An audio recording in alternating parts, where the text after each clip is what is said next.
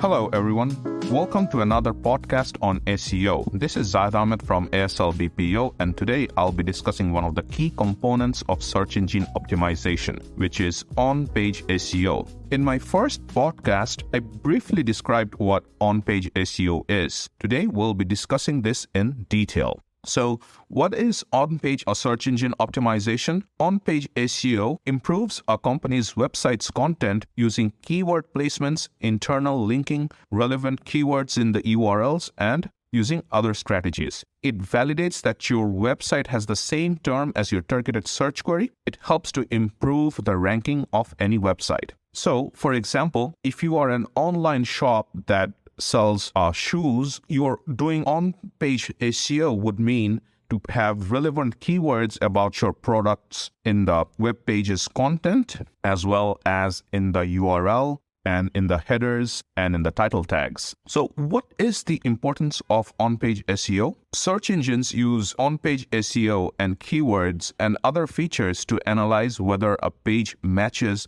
a user's search intent. Google suggests focusing on people-first content. It means it is more important to produce high-quality content that satisfies user intent. If you want to learn what people's first content is, then you can watch one of our YouTube videos on Google's helpful content update. Google continues to prioritize user experience despite the ever-changing nature of ranking algorithm. The ultimate objective of on-site SEO is to make it as simple as possible for search engines and the users to understand the focus keyword of a website, to identify that page as relevant to one or more search queries, to find page beneficial and consider it deserving of a high rating on a search engine result page, commonly known as SERP.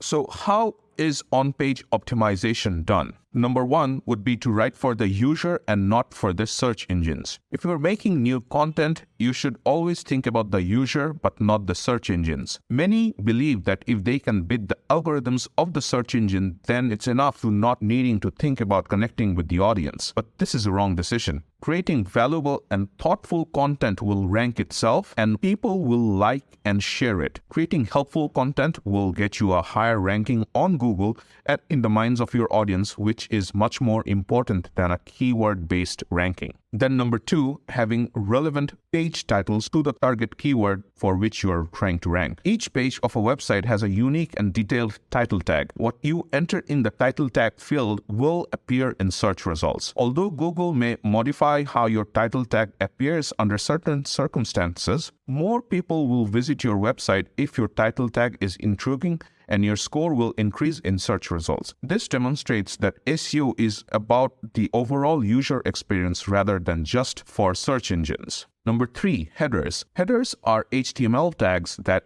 instruct a browser on how to format a piece of content on a web page. Similar to headings in printed content, header tags serve to the title or introduce the following content. The most important of the header tags is, of course, H1. And there's a hierarchical structure from H1 to H6, and they're typically utilized as subheadings. Meta descriptions. Meta descriptions are the short descriptions of a page that appear in search results under the title.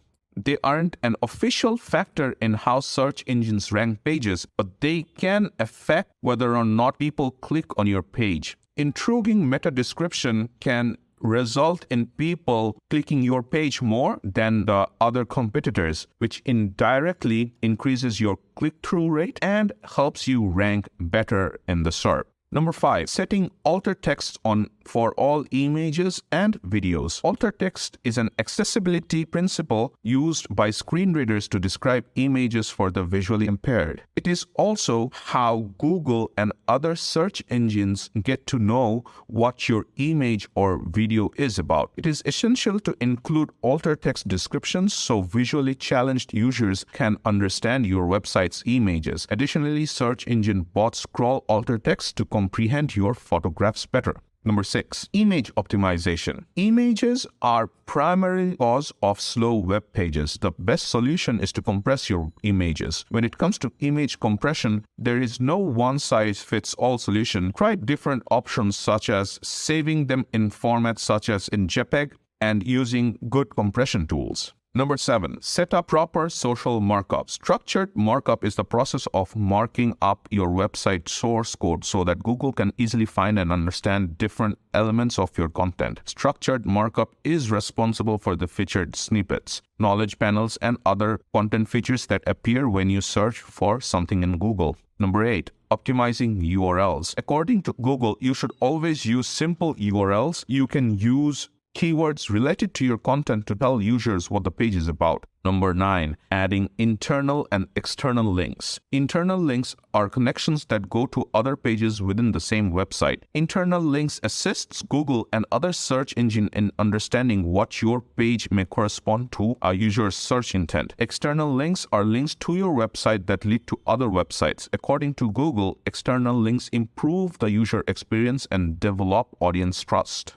Number 10, mobile responsiveness. As mobile users are increasing day by day, Google is planning new things for mobile users. You should organize your site for mobile users too, as this is one of the primary SEO factors. The reason why you should add mobile responsiveness is the on-page SEO is that the majority of users will access it from mobile devices. Now, let me show you how to check your website's on-page SEO audit using SEO Quick.